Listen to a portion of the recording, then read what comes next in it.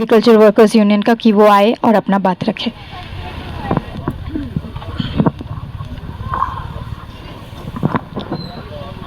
संघर्षों के मेरे साथी जो यहाँ बैठे हैं और संघर्षों के मेरे साथी जो इस तरफ बैठे हैं, सबको मेरा क्रांतिकारी अभिनंदन। बात शुरू करने से पहले तमाम जेएनयू समुदाय, चाहे वो छात्र हो चाहे अध्यापक हो, और आपके जरिए पूरे भारत के छात्रों का मैं धन्यवाद करता हूं पूरे किसान आंदोलन की तरफ से। जो 26 नवंबर मुझे याद है जब तख्तियां लेकर आप लोग हमारे साथ सड़क पे उतरे थे सिंघू बॉर्डर के अंदर से, तब से लेके लगातार, अगर शारीरिक तौर पर वहां नहीं खड़े थे, जहनी तौर पे हमारे साथ खड़े थे। बहुत सारा धन्यवाद पूरे छात्र समुदाय का। और ये धन्यवाद भी मुझे रिवायत लगती है, क्योंकि आपको मैं अपने संघर्षों का साथी बोल रहा हूं। और मुझे याद है जब ये मोदी सरकार आई, जिसको पहली बार किसी ने आंखों में आंखें डालकर ललकारा, तो वो छात्र समुदाय था जिसका नेतृत्व जेएनयू कर रहा था। कौन भूल सकता है वो आपकी जमहूरियत की लड़ाई, जब पूरी की तरफ एक तरफ सरकार खड़ी थी, आरएसएस खड़ी थी, भाजपा खड़ी थी, और जेएनयू के छात्र पूरे दिल्ली की सड़कों के ऊपर उनको ललकार रहे थे। जब 26 तारीख को आप लोग आए, उसके बाद आए, आप यकीन नहीं मानेंगे, भाजपा के इतने गजब प्रचार के बाद भी जब हमारे किसान बोलते थे कहाँ से आए हैं, जेएनयू से, तो उनको ऐसा लगता था कि हमारे परिवार के साथी है, क्योंकि ये भी लगातार आंदोलन के अंदर रहते हैं, संघर्ष के अंदर रहते हैं, इसलिए आप हमारे आंदोलन के साथी हैं। दोस्तों, बहुत तफसील से मेरे से पहले वक्ता यहाँ पे रख चुके हैं किन स्थिति के अंदर हम लोग गए, कैसे लड़े और कैसे जीते।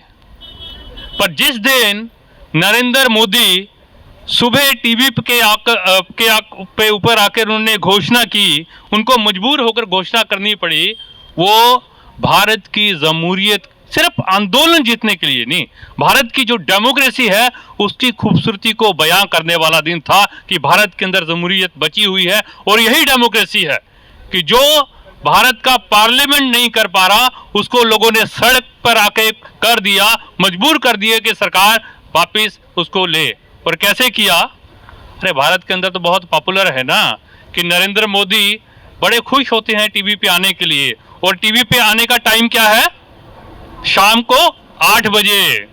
याद है ना, 8 बजे आए थे, जेब से पैसा निकाल के ले गए थे और मुझे लाइन पे खड़ा कर दिया था। नोटबंदी अभी 5 साल मनाए हैं, हमें विकास जी बताते हैं कि कितनी करेंसी बोल रहे थे, कितनी वापस आ गई।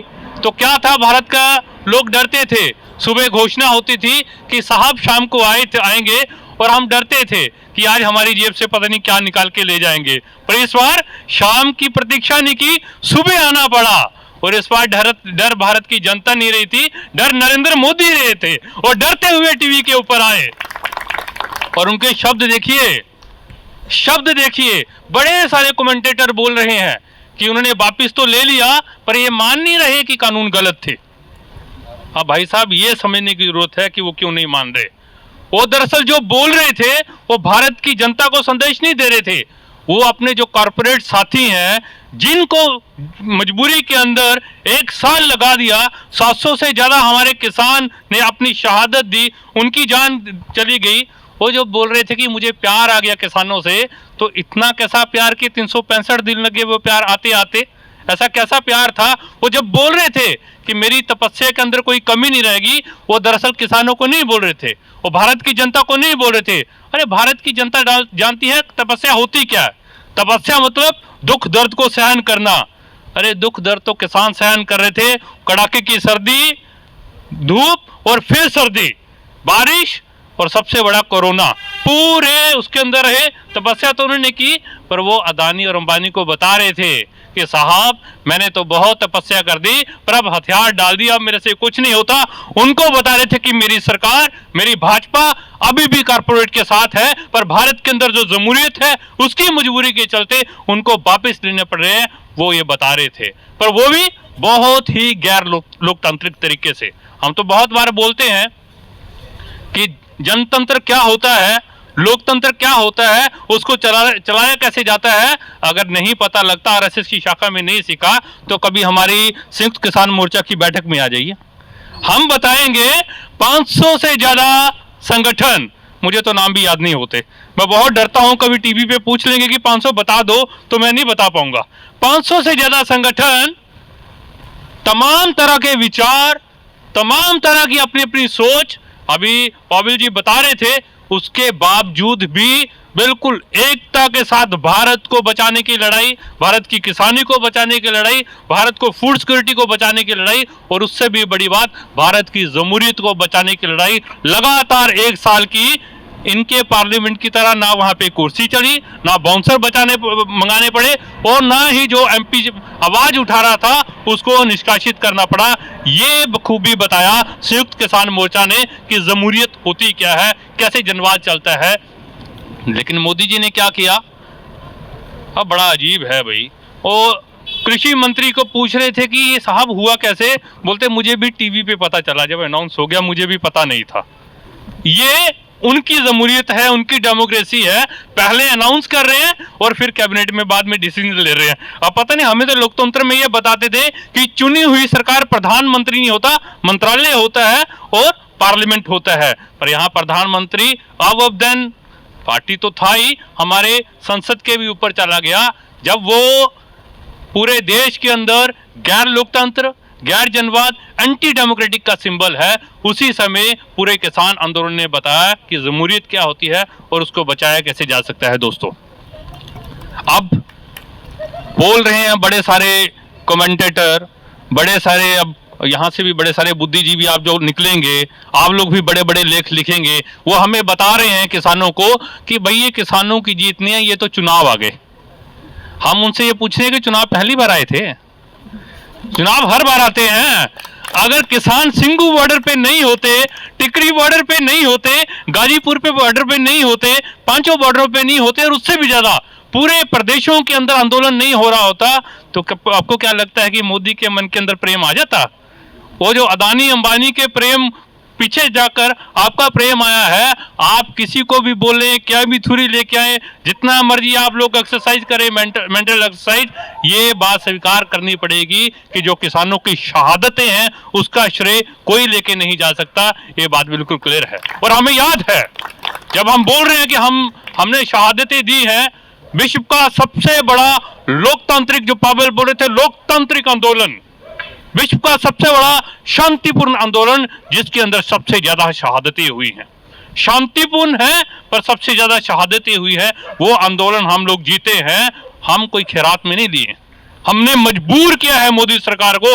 हम ये बात बिल्कुल क्लियर बोलना चाहते हैं, आपकी भाषा में बोल रहे हैं हम। आप बोलते हैं ना कि सब याद रखा जाएगा, आप बोलते हैं सब याद रखा जाएगा। किसान भी बोल रहा है कि साहब मोदी, आप तो हमें बोल रहे हैं कि हम किसानों की बहुत चिंता करते हैं, पर हमें याद है जब हम पंजाब से चले थे, आपके खट्टर सरकार ने कैसे वहां पे पुलिस की लाठियां बरसाई थी, कैसे जो हमारा टैक्स पेयर का पैसा जो आपके बोलते हैं कि जेएनयू के ऊपर बड़ा खर्च करते हैं, बर्बाद करते हैं, उससे बनी हुई सड़क के ऊपर कैसे आपने वहां पे ट्रेंचेस खोदी थी, हमें वो याद है। हमें वो याद है कैसे पानी की बुछारें फेंकी थी, कैसे आंसू गोले हमारे ऊपर फेंके थे। हमें याद है जब हर रोज मेरे साथ अंदर टेंट के अंदर रहने वाला किसान अगले दिन वहां पे नहीं होता था। मुझे याद है वो दुख दर्द क्या है। हम सब याद रखेंगे, हम सब याद रखेंगे कि याद रखते हुए अभी जो आरएसएस का र्यूमर स्प्रेडिंग सोसाइटी का प्रचार शुरू हो जाएगा, उसको कैसे लड़ना है और कैसे जनता के अंदर लेके जाना है, हम सब याद रखेंगे। और याद रखते हुए फ्यूचर के अंदर लड़ते हुए इस भारत को बचाएंगे। हम तो बहुत बार बोलते हैं कि मोदी जी को किसानों का धन्यवादी होना चाहिए। मैं यहाँ कोई आंकड़ों के ऊपर कुछ राजनीति पे आज बात नहीं करने वाला कि क्या इसके पर्सपेक्टिव था, साथी ने रखा है, और विकास रावल जी है तो मुझे उस पर बोलने की जरूरत नहीं। हम भी इनसे ही क्लास लेने आते हैं बहुत बार, है ना, जब पॉलिसी की बात आती है। पर मैं बोल रहा था कि नरेंद्र मोदी जी को तो किसानों का धन्यवाद होना चाहिए भाई। उनकी एक सनक है, पिछले 7 साल के अंदर हम एक सनक समझ गए हैं उनकी, कि जो आरएसएस का इतिहास खोद कर वो नहीं निकाल पा रहे। अगर कोई निकलता है तो टीवी के कैमरे से भी भागना ही पड़ता है, क्योंकि वो अच्छा नहीं होता, सुनहरा नहीं होगा। मैं काले और गोरे में विश्वास नहीं करता, मैं काले कानून उनको नहीं बोलता, पर अगर वो सिंबल बन गया है तो वो इतिहास काला ही होता है, अच्छा नहीं होता। भाई सावरकर को अगर आप डिफेंड करेंगे टीवी के ऊपर तो कैसे कर देंगे। नाथूराम गोडसे इनका इतिहास है, पर इतिहास उनको बनाना है तो वो बड़ी मूर्ति बनाते हैं। वो पहली बार नोटबंदी करते हैं वो पहली बार जहाज पानी में उतारने की घोषणा करते हैं कि मैंने किया। मैं ये बोल रहा था कि वो अपनी किताब लाइए और अपने रिकॉर्ड रखने वाले लोगों को लाइए और किसानों का धन्यवाद कीजिए। याद किया जाएगा विश्व के अंदर कि सबसे बड़ा आंदोलन किसानों का कब हुआ, जब नरेंद्र मोदी थे। आपको याद करेंगे, ऐसे कोई नहीं करेगा, तब आपको याद करेंगे, तब आपको याद करेंगे कि आपने तो आरएसएस के हेडक्वार्टर पे झंडा नहीं फहराया, पर झंडे की राजनीति आप करते हैं। आप जो रेप विक्टिम के दोषियों को बचाने के लिए झंडा लेके मार्च करते हैं, आप विश्व के अंदर याद रखेंगे सबसे ज्यादा झंडे 26 जनवरी जिसके दिन आपने हमारे ऊपर सबसे बड़ा हमला किया, भारत के किसानों ने उठाए, पूरे देश के अंदर उठाए और बताया कि ये झंडा आरएसएस का नहीं है, ये झंडा मोदी का नहीं है, इस झंडे के लिए भारत की जनता ने कुर्बानियां दी है, इसलिए इसको उठाने का हक भारत की जनता को है। ये भी हम लोगों ने उस दिन बताया। इसलिए मोदी सरकार को तो हमारी भारत की जनता का धन्यवाद होना चाहिए। दोस्तों, ये लड़ाई लंबी क्यों खींची, सब पहले से बोल चुके हैं, पर एक फिर मैं इंगित करना चाहता हूं। ये लड़ाई इसलिए महत्वपूर्ण है कि ये लड़ाई केवल मुद्दों की लड़ाई नहीं थी, ये लड़ाई थी नीति की लड़ाई, पॉलिसी की लड़ाई। जो नव उदारवाद की नीति बिल्कुल बिना किसी लगाम के भारत के अंदर दौड़ी जा रही थी, उसको रोकने की, अगर नहीं रोकने की तो कम से कम थामने की लड़ाई थी, जिसको किसानों ने थाम दिया है, रोक दिया है। इसलिए भारत के अंदर बहुत सारे लोग बहुत समय से बता रहे हैं, कम से कम 1991 के बाद, कि जो कारपोरेट है वो सरकारों को चला रहा है। हम बहुत पहले से बोलते थे कि आर्टिकल से तो होगा, पर जन आंदोलन से होगा। एक साल के अंदर आप चले जाइए पंजाब के किसी गांव के अंदर, हरियाणा के किसी गांव के अंदर, उत्तर प्रदेश के किसी ग्रामीण इलाके के अंदर, किसी भी बच्चे से पूछ लीजिए आप कि भारत के अंदर सरकार कौन चला रहा है। पहले बोलते थे मोदी और शाह, अब बोलते हैं अदानी, अंबानी, मोदी और शाह। ये जो anti corporate education, anti corporate sentiments, और ये सही में बताया है, एक्सप्लेन क्या है, इससे बड़ी राजनीति क्या हो सकती है। और ये बोलते थे किसान कौन है, जाहिल है। किसान कौन है, अनपढ़ है। किसान कौन है, जिसको पता नहीं है। मेरे को कल मैं कहीं बात कर रहा था मीडिया के अंदर कि अभी तक ये बताया जाता है कि किसानों के लिए कोई और बात करेगा, किसानों के लिए नीति की बात कोई और करेगा, एडवोकेसी कोई और करेगा। किसानों ने ये बताया कि हमें पता है कौन राजनीति कर रहा है, किसकी राजनीति कर रहा है। इसलिए हिट कहां किया, हिट वहां किया, उनको पता था अगर मोदी के खिलाफ नारा मारेंगे तो मोदी को कम दर्द होगा। अगर मोदी को दर्द ज्यादा देना है, सरकार को दुख देना है, तो वो अंबानी और अदानी के खिलाफ नारा भी मारना पड़ेगा।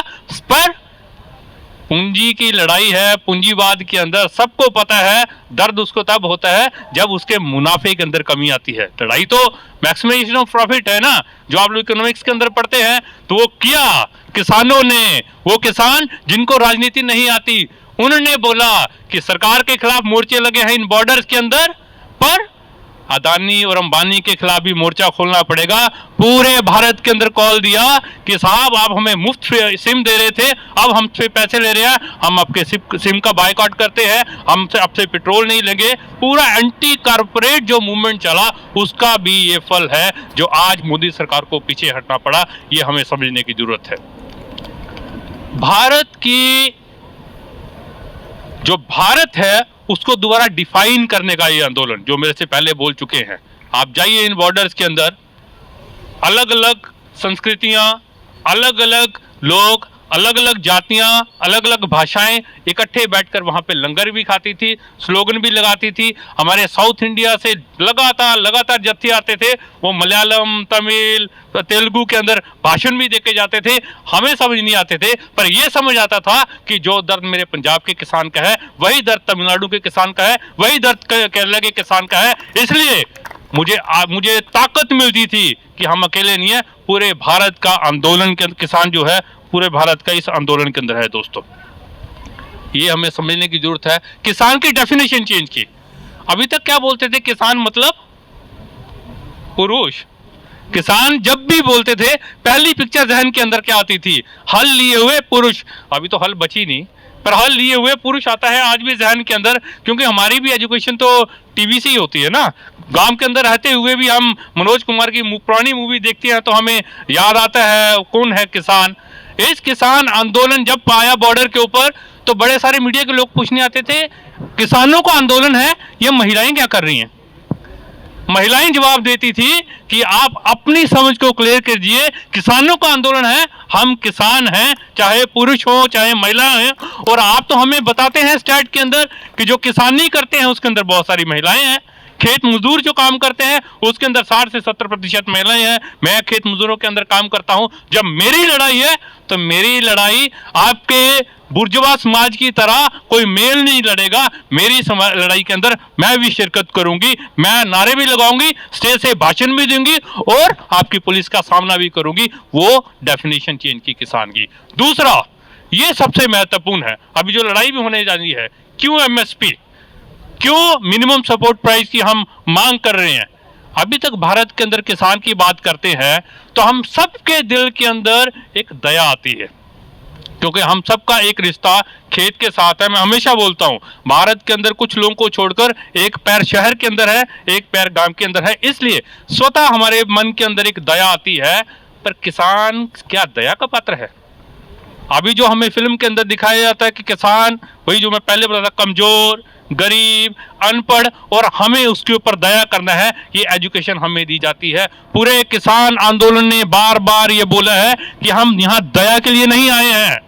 जो हमारे कमेंट बोल रहे थे दिल्ली के अंदर, हम शहरों के अंदर दया के लिए नहीं आए कि शहर के नागरिक हमारे साथ आएंगे और हमारे ऊपर दया करेंगे या सरकार हमारे ऊपर दया करेगी। हम क्या बोल रहे हैं कि हम मेहनत करते हैं अपनी लैंड के ऊपर, हमें उस मेहनत का हक चाहिए और वो हक मांगने आए हैं।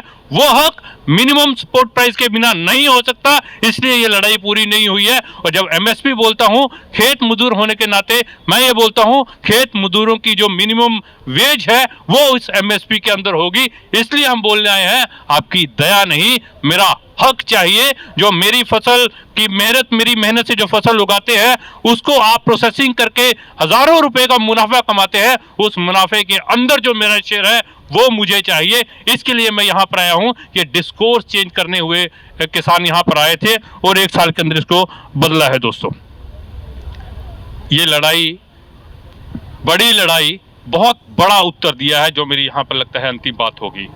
वो उत्तर क्या दिया है? अभी तक विश्वविद्यालयों के अंदर हम लोग चर्चा कर रहे थे कि आरएसएस तो फांसीवादी है, आरएसएस तो भारत के अंदर फांसीवाद लाने की कोशिश कर रही है, धर्म के आधार पे देश बनाने की कोशिश कर रही है। तो कैसे लड़ना है? क्योंकि जब लड़ते हैं, सीएए आया, विशुद्ध तौर पे संविधान के ऊपर हमला, 26 नवंबर को अभी मनाएंगे कल साहब, रोते रोते संविधान दिवस, मानते नहीं है, उसके ऊपर झुकना पड़ता है उसके सामने। तो भी लेके आए, हम लड़े, उन्होंने हमें बांट दिया। हम बोल रहे थे कि कैसे लड़ना है इस फांसीवादी सरकार से। सबसे बड़ा उत्तर, सबसे बड़ी उपलब्धि इस किसान आंदोलन की अगर है तो वो हमें ये दी कि कैसे इस फांसीवादी सरकार से लड़ना है। जनता का मुद्दा, जनता की मोबिलाइजेशन, तमाम लोग इकट्ठे होकर सड़क पे उतरेंगे।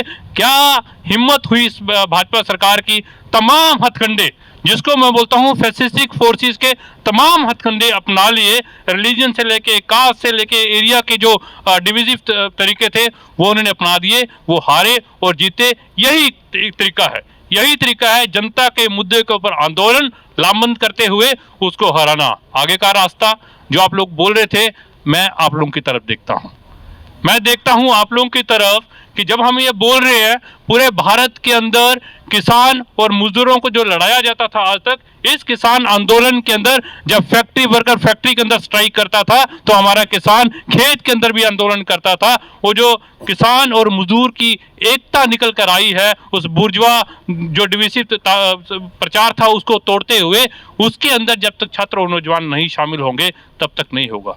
मेरी लड़ाई एमएसपी की, मेरे जो आपका वर्किंग क्लास है उसकी लड़ाई, जो आपकी कोड, वेज कोड है उनको, लेबर कोड जो है उनको वापस कराने की लड़ाई आपके न्यू एजुकेशन पॉलिसी की लड़ाई से अलग नहीं है, उससे जुड़ी हुई है।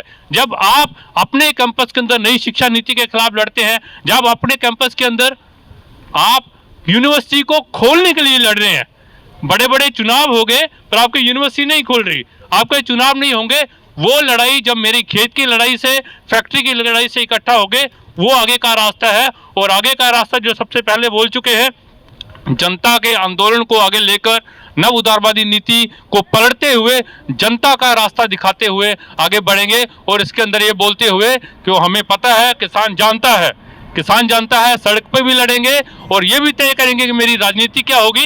ये यूपी, हरियाणा, पंजाब के अंदर हम संदेश देंगे, हम हल चलाते हैं, ट्रैक्टर चलाना जानते हैं, हम संसद चलाना भी जानते हैं, वो भी चलाएंगे। और इस बात के साथ कि इस एक साल ने बता दिया है कि इनके लाठी डंडे, इनके निकर, इनकी गोली भारत की जनता को डरा नहीं सकती है। बहादुर जनता है, आज़ादी ली थी अंग्रेजों से, आज़ादी लेंगे भाजपा से। और हमारा भारत जो अदानी अंबानी से नहीं जाना जाएगा, वो भारत जो मेरे किसान और मजदूर से जाना जाएगा, उसका निर्माण करेंगे। इनकलाब जिंदाबाद।